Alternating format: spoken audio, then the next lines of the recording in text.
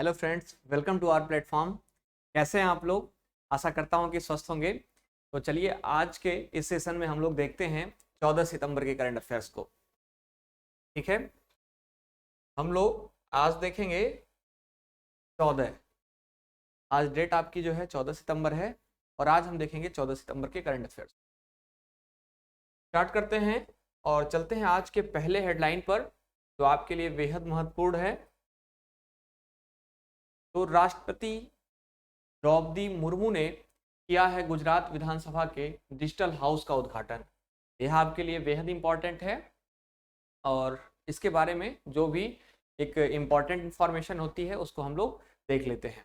राष्ट्रपति द्रौपदी मुर्मू ने गांधीनगर में गुजरात विधानसभा की digital house project national e विधान एप्लीकेशन यानी कि NEVA का आधिकारिक तौर पर अनावरण किया है और यह प्रयास प्रधानमंत्री नरेंद्र मोदी की वन नेशन वन एप्लीकेशन की दूरदर्शी अवधारणा से प्रेरणा लेती है और पूरी तरह से आप देखेंगे तो पेपरलेस विधानसभा प्रक्रिया को प्राप्त करने की दिशा में एक महत्वपूर्ण कदम का यह प्रतीक है। तो आप ध्यान रखिएगा, राष्ट्रपति महोदया के द्वारा जो है गुजरात विधानसभा के डिजिटल हाउस का जो है उद्घाटन किया गया है और यह नेशनल ई विधान एप्लीकेशन है, तो NEVA के नाम से जो है जाना जाता है। इसका एक प्रोजेक्ट है। आगे बढ़ते हैं अगले हम हेडलाइन की तरफ, जो आपके लिए बेहद ही महत्वपूर्ण और बहुत ही जो है इंपॉर्टेंट है। हिंदी दिवस। आज हम लोग जो है 14 सितंबर को हिंदी दिवस सेलिब्रेट कर रहे हैं। ठीक है, और हर साल 14 दिवस को यह दिन हम सेलिब्रेट करते हैं। यह दिन खास तौर पर आप देखेंगे तो हिंदी भाषा के महत्व को समझाने और इसको बढ़ावा देने के मकसद से मनाया जाता है।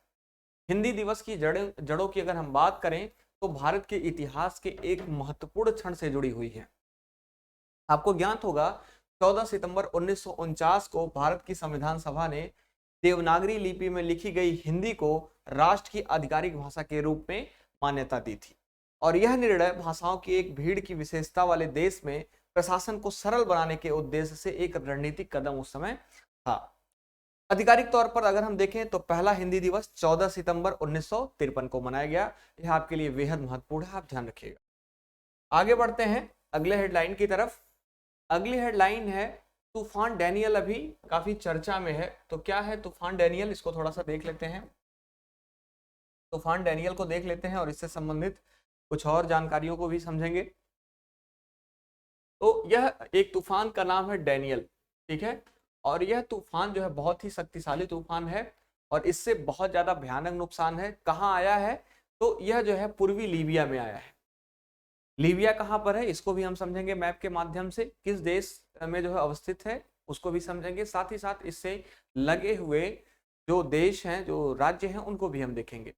तो आपातकाल की स्थिति में जो है लीबिया, क्योंकि यहाँ पर डेनियल नाम का बहुत ही शक्तिशाली तूफान आया है और इससे हजारों लोग प्रभावित हुए हैं और अभी तक जो ज्ञात आंकड़े हैं उसमें लगभग 5300 से अधिक लोगों की जान जो है चली गई है और बहुत सारे लोगों की जो है डेड बॉडी भी जो है मिली है।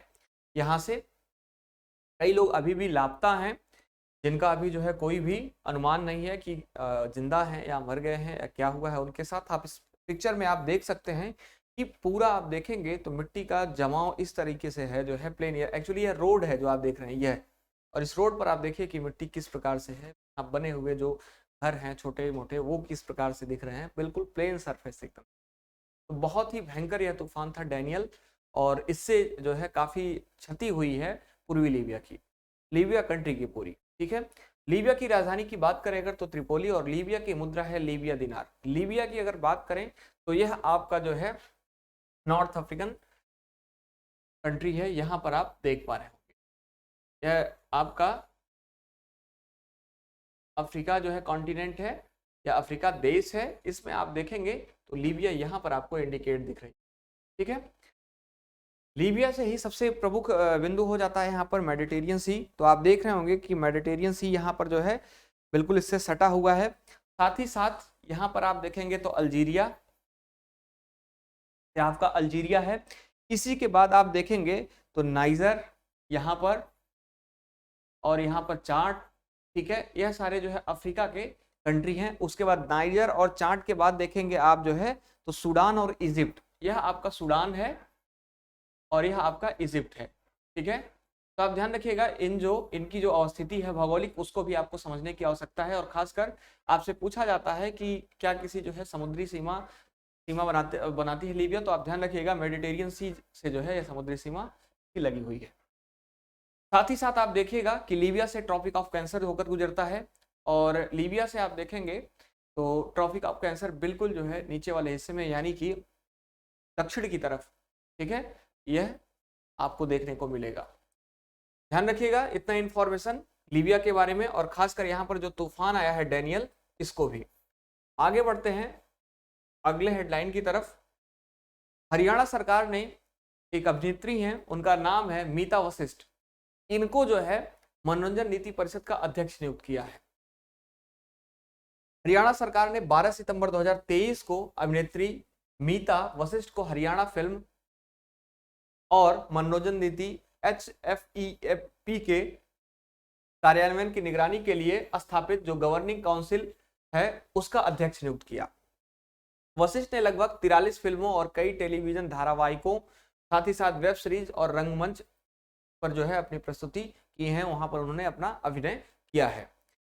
अगर बात करें मीता वशिष्ठ ने, तो मीता वशिष्ठ ने निर्देशक, निर्माता और अभिनेत्री सतीश कौशिक की जगह ली है। इससे पहले इस स्थान पर जिनका जो थे उनका नाम था अभिनेता सतीश कौशिक, आप इनको जानते भी होंगे। आपको ध्यान होगा कि अभी मार्च 2023 में सतीश कौशिक जी का निधन हो गया है, और उसके बाद जो है यह जगह खाली थी, और इनके जगह पर जो है अब यहाँ पर मीता वशिष्ठ जी को जो है नियुक्त किया गया है। तो ध्यान रखिएगा।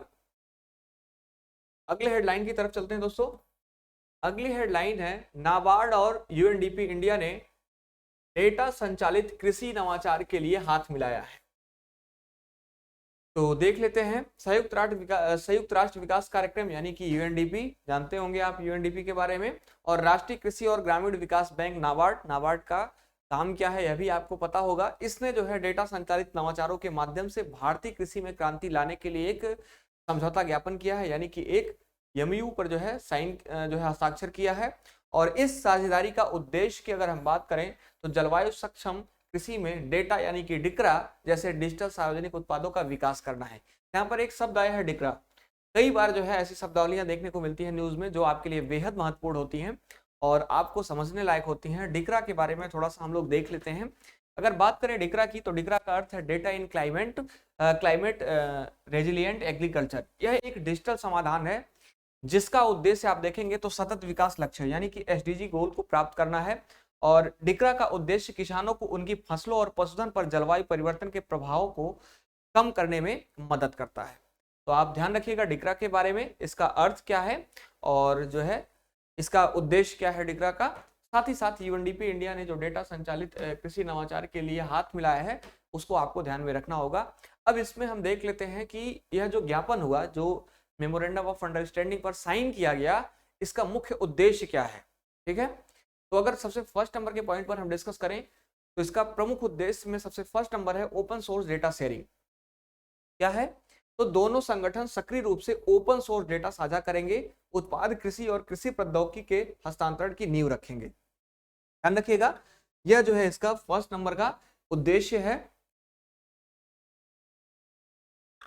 अगर बात करें सेकंड नंबर की, तो नीति निर्धारण समर्थन।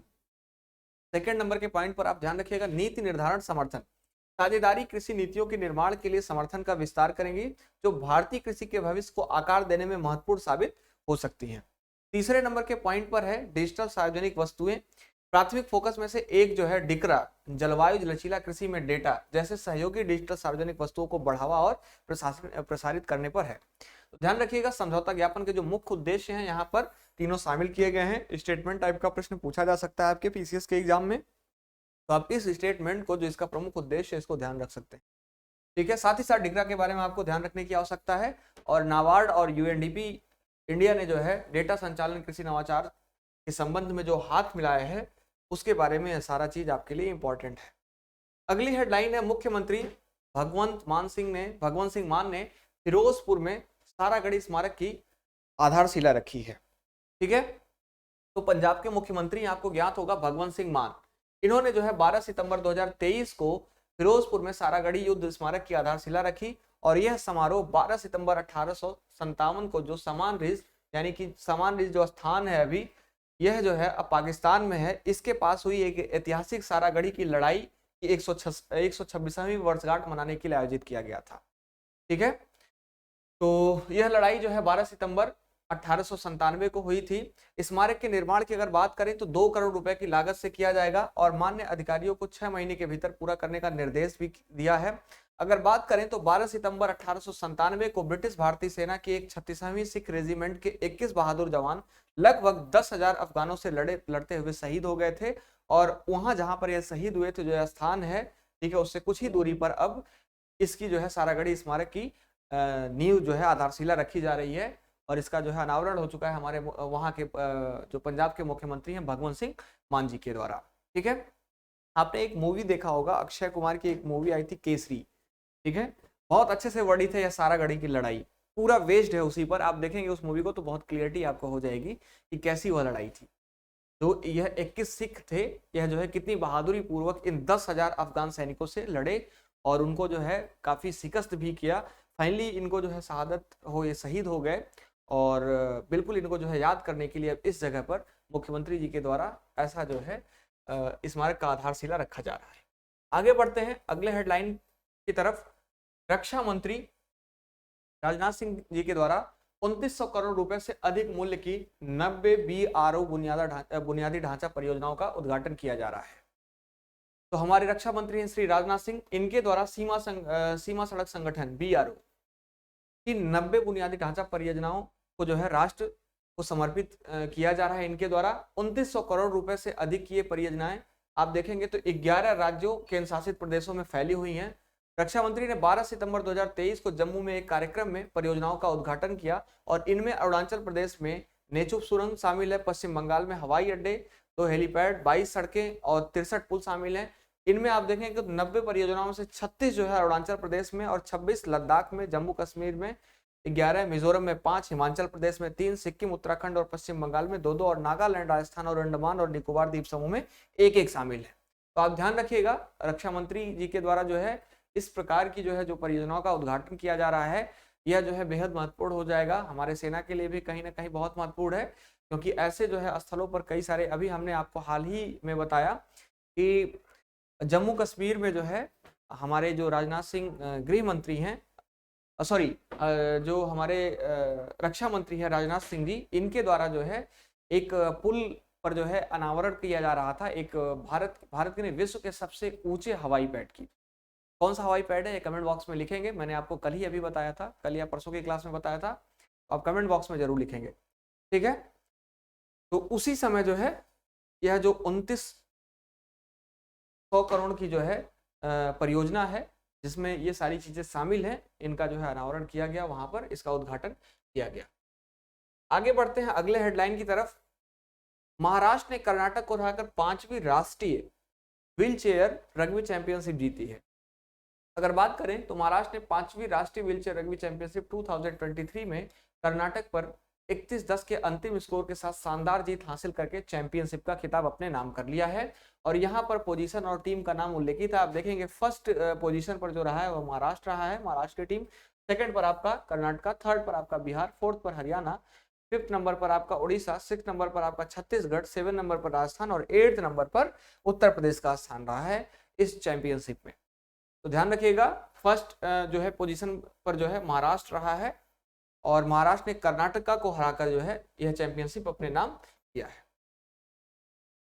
चलिए अगली हेडलाइन को देख लेते हैं। अगली हेडलाइन है, राष्ट्रपति द्रौपदी मुर्मू ने सार्वभौमिक स्वास्थ्य कवरेज के लिए किया आयुष्मान भाव अभियान का शुभारंभ। भाव है वह एक्चुअली। तो राष्ट्रपति द्रौपदी मुर्मू ने ऐतिहासिक वर्चुअल समारोह में गांधीनगर राजभवन में आयुष्मान भाव अभियान और आयुष्मान भाव पोर्टल का शुभारंभ किया, जो भारत में सार्वभौमिक स्वास्थ्य कवरेज यानी कि UHC प्राप्त करने की दिशा में एक महत्वपूर्ण कदम है। और इस अभियान का उद्देश्य हम देखें तो स्वास्थ्य सेवाओं की पहुंच और सामर्थ्य को बढ़ाना है और विशेष रूप से वंचित समुदायों के लिए ऐसी पहल जो है की जा रही है, ऐसे अभियान का जो है शुभारंभ किया जा रहा है। आयुष्मान भाव के लक्ष्य देखेंगे आप, आयुष्मान भाव के लक्ष्य, तो आयुष्मान कार्ड तक पहुंच है आयुष्मान भाव के लक्ष्य में सबसे फर्स्ट नंबर का पॉइंट। अभियान का उद्देश्य है नागरिकों के लिए आयुष्मान कार्ड तक पहुंच की सुविधा प्रदान करना, ABHA-ID उत्पादन, यह क्या है? तो यह स्वास्थ्य सेवाओं को सुव्यवस्थित करते हुए ABH-ID उत्पन्न करने का इरादा रखना, ठीक है, रखता है। रोग जागरूकता के बारे में भी जो है इसका प्रमुख लक्ष्य रोग जागरूकता को लेकर भी है। तो आयुष्मान भारत गैर संचारी रोगों, तपेदिक और सिकल सेल रोग सहित महत्वपूर्ण स्वास्थ्य योजनाओं और स्थितियों के बारे में जागरूकता भी बढ़ाएगा। तो आयुष्मान भारत के जो लक्ष्य हैं आप देख सकते हैं, यह 3 हैं, इसको भी ध्यान रखने की आवश्यकता है। और इस अभियान का शुभारंभ किस लिए किया गया है, क्या उद्देश्य है, यह भी आपको पता चल गया होगा। अगली हेडलाइन पर चलते हैं। चलिए देख लेते हैं। तो अभी जो है रिट्स लिमिटेड को अपने जो है सेफ्टी इनोवेशन के लिए, इसको जो है सेफ्टी के लिए, सेफ्टी इनोवेशन के लिए एक अवार्ड मिला है, सेफ्टी इनोवेशन अवार्ड 2023। अगर हम बात करें इसकी, तो इसने जो है अभिनव सुरक्षा प्रबंधन प्रणाली को लागू करने के लिए निर्माण श्रेणी के तहत सेफ्टी इनोवेशन अवार्ड से जो है सम्मानित हुआ। और यह पुरस्कार नई दिल्ली के होटल ली मेरिडियन में इंजीनियरों के सबसे बड़े बहु अनुशासनात्मक पेशेवर निकाय the institution of engineers India द्वारा आयोजित 20वें सुरक्षा सम्मेलन के उद्घाटन समारोह के दौरान राइट्स के अधिकारियों को प्रदान किया गया। बहुक्षेत्रीय उपस्थित रखने वाले राइट्स इसको बोलते हैं, राइट्स भी कह सकते हैं, राइट्स एक्चुअली इसका प्रोनाउंसिएशन होगा। राइट्स ने अपने संचालन में लगातार सर्वोत्तम सुरक्षा प्रथाओं को अपनाया है, जो कार्यस्थल पर सुरक्षा उपायों को प्राथमिकता देने की अपनी प्रतिबद्धता का उदाहरण है। और राइट्स एक सुरक्षित और अधिक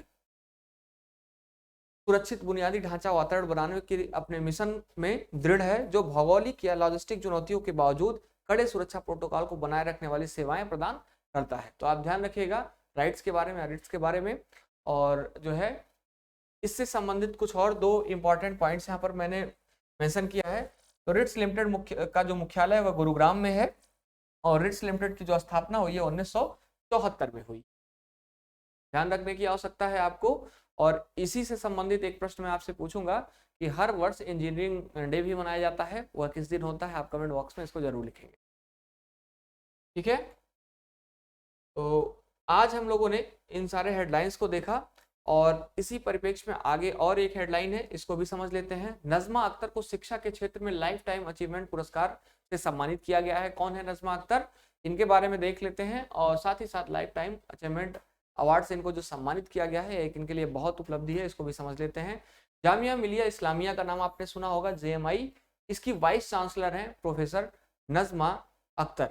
हाल ही में इनको life time achievement award academia से सम्मानित किया गया, और इस पुरस्कार को उन्हें डॉक्टर रघुनाथ अनंत मशेलकर, जो पद्म विभूषण हैं, प्राप्त कर चुके हैं। इन्होंने मेकिंग इंडिया एम्प्लॉयबल शीर्षक द्वारा आयोजित ग्रैंड कॉन्फ्रेंस और पुरस्कार कार्यक्रम में प्रस्तुत किया, जिसका आयोजन आप देखेंगे तो टीमलीज एडटेक द्वारा किया गया था। और अख्तर को इस पुस्तक के लिए शिक्षाविदों और उद्योग विशेष से मिले जाने वाली एक पैनल द्वारा चयनित किया गया था।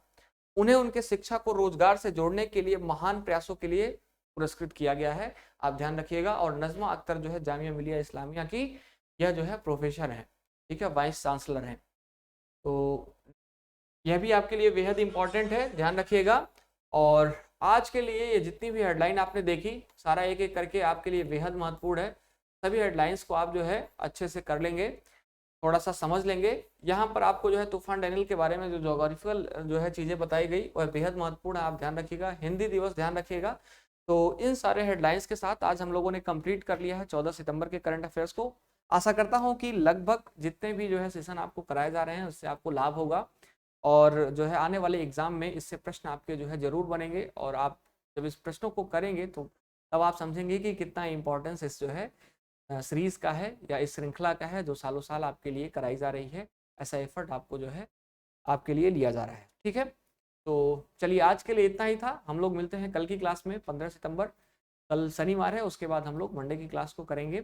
और साथ ही साथ एक इन्फॉर्मेशन है कि आप जो है अगर इसका PDF डाउनलोड करना चाहते हैं या अपने पास सेव रखना चाहते हैं रिवीजन की तरफ, तो यहाँ पर मैं नंबर जैसा कि एक बार फिर से आज नोट कर देता हूँ, और उस पर आप जो है मैसेज या कॉल करके प्राप्त कर सकते हैं। यह नंबर है 8130502762। इस नंबर पर आपको व्हाट्सएप मैसेज करना है, और व्हाट्सएप मैसेज के माध्यम से आपको प्राप्त कर लेना है इसका PDF, ठीक है, रिवीजन के लिए। तो चलिए चलते हैं। Thank you so much.